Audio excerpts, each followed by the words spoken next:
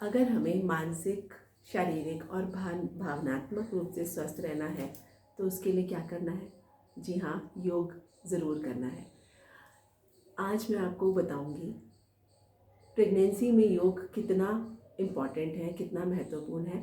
Time to time मैं आपको अलग अलग आसन बताती रहती हूँ अलग अलग बीमारी के लिए, लेकिन आज मैं आपको बताऊंगी कि प्रेगनेंसी में योगा करना कितना ज़रूरी है, क्योंकि इस समय माँ और बच्चे का स्वास्थ्य जो होता है वो बहुत ही ज़्यादा इम्पॉर्टेंट होता है। अगर आपका खान पान उचित नहीं है या आपका लाइफस्टाइल ठीक नहीं है तो उसका प्रभाव बच्चे पर भी पड़ता है, मदर पर तो पड़ता ही पड़ता है। और इस समय हार्मोनल्स चेंजेस इतने होते हैं मदर के अंदर, जिसकी वजह से उसको कई तरीके की प्रॉब्लम्स होती हैं, जैसे एंजाइटी होती है, उसको अनिद्रा की प्रॉब्लम होती है, चिड़चिड़ापन भी होता है, मूड स्विंग होता है, पेन भी होता है कई जगह, किसी को वॉमिटिंग आती है, किसी को कॉन्स्टिपेशन होती है, किसी को डायरिया होता है, कई तरीके की प्रॉब्लम होती है। तो आज मैं कुछ सिंपल टेक्निक्स बताऊंगी जो कि इस टाइम पे बहुत ही लाभदायक रहेंगी। सबसे पहले हम ऐसे करेंगे कि हम सुख आसन में बैठेंगे और किसी भी ऐसे आसन में बैठेंगे जिसमें आप कंफर्टेबल फील करते हैं और अपनी ब्रीदिंग पे ध्यान देंगे।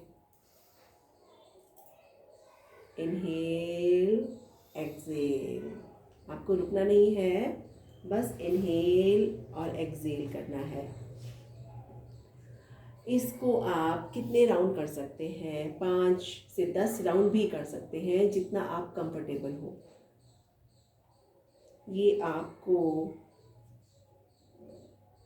बहुत राहत देंगे अनिद्रा में, मानसिक तनाव को दूर करने में और आपके ब्लड सर्कुलेशन के लिए, थकान के लिए, बहुत सी चीज़ों में आप आराम फील करेंगे।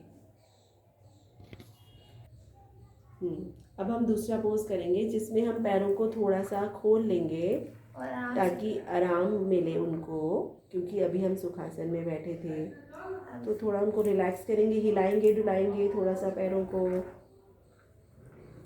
और अब अगले आसन के लिए तैयार हो जाएंगे।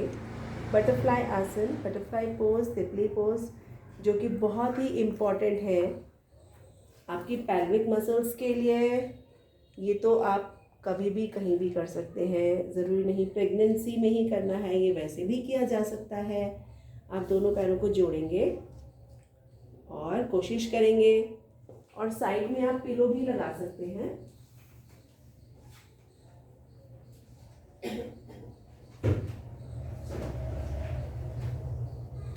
कर रही है ना? हाँ जी।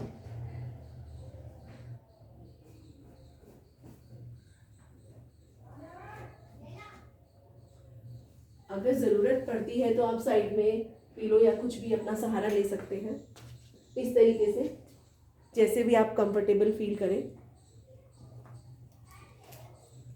कमर हमारी, ये हाँ, रीढ़ की हड्डी शुड बी स्ट्रेट। आपकी रीढ़ की हड्डी स्ट्रेट होनी चाहिए, स्पाइन बिल्कुल स्ट्रेट होनी चाहिए।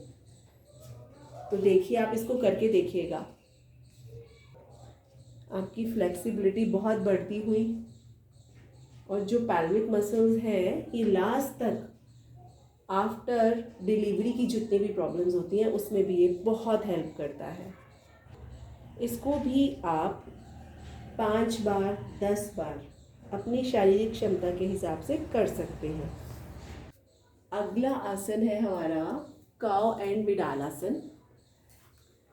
ये हमारी बैक पेन के लिए बहुत ही अच्छा है, क्योंकि जैसे जैसे हमारा टाइम बढ़ता है तो हमारी बैक पे प्रेशर आता है, तो उस प्रेशर को रिलीज़ करने के लिए देखिए। और जितने भी आसन मैं आपको बता रही हूँ, अब प्राणायाम तो आप कभी भी कर सकते हैं, लेकिन ये सब आसन आप फर्स्ट ट्राइमेस्टर के बाद ही कीजिएगा, है ना? उसके बाद ही सही रहेगा, उससे पहले नहीं कीजिएगा। और जो भी आसन करने हैं एक बार अपने डॉक्टर से ज़रूर राय लेना है, डिस्कशन करना है, उसके बाद ही करना है।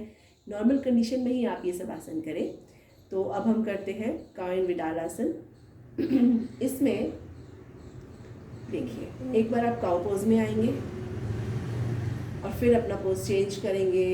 इनहेल करते हुए पीठ को पीछे की तरफ स्ट्रेच करेंगे। पूरी बैक पेन जो है उस पर वर्क हो रहा है, वो जाती हुई कमर को आराम मिलता हुआ। अब स्ट्रेट आएंगे और एक्सेल करके गर्दन ऊपर और पीठ को नीचे वापस स्ट्रेच करेंगे। दोनों तरफ स्ट्रेच करेंगे ऑपोजिट। इसके भी आप 5 से लेकर 10 तक कन्वीनियंस के हिसाब से कर सकते हैं। धीरे धीरे आप वापस आएंगे और बहुत ही रिलैक्स होकर सारे आसन करेंगे, बहुत ही आराम से। कहीं कोई स्ट्रेस नहीं, जर्क नहीं, झटका नहीं, बहुत आराम से करेंगे। हमारा नेक्स्ट पोज है पर्वतासन। पर्वतासन बहुत ही अच्छा है आपकी पूरी बॉडी की स्ट्रेचिंग के लिए, फ्लेक्सिबिलिटी के लिए और पेन्स के लिए भी। करके देखिए और अपनी कन्वीनियंस के हिसाब से शुरू करेंगे। याद रहे हर आसन करने के बाद रेस्ट करना जरूरी है। ऐसे ज़रूरी है, ठीक है। बहुत ही आराम से करेंगे आप सारे आसन। देखिए इसमें अपने हाथों को और पैरों को जितना पास ला पाए उतना लाइए। बिल्कुल पर्वत के अकॉर्डिंग ही आसन होता है। एक पर्वत की डायरेक्शन में हम ऐसे ही सिचुएशन हमारा पोज हो गया है। और जितनी देर आप होल्ड कर पाए आए करें और फिर धीरे धीरे वापस आएँ।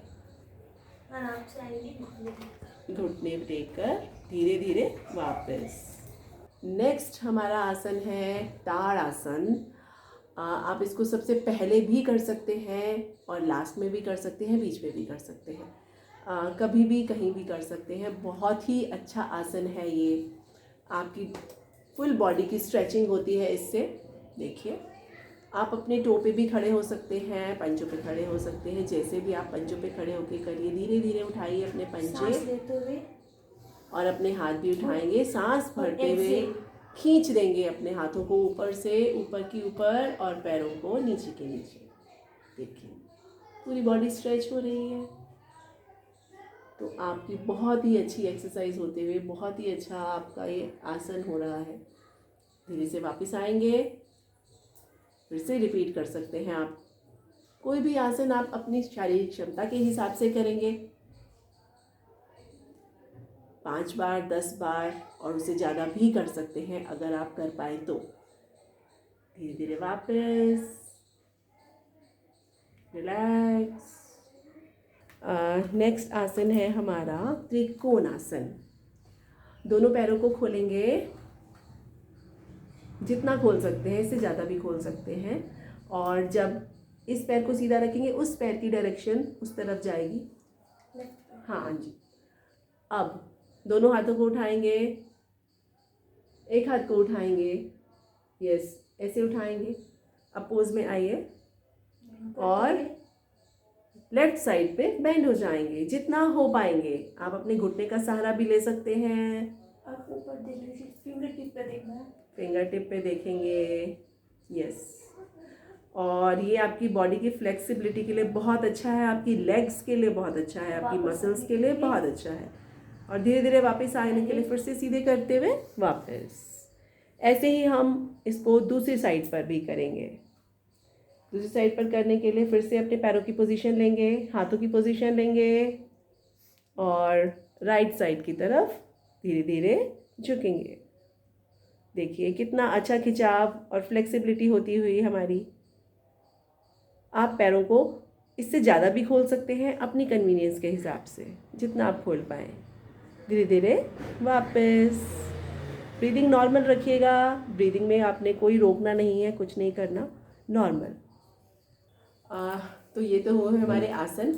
और नेक्स्ट वीडियो में हम कुछ प्राणायाम के बारे में बताएंगे और शवासन। जी ज़रूर, शवासन तो हम भूलेंगे नहीं, वो आपको ज़रूर करवाएंगे अगली वीडियो में। नमस्कार।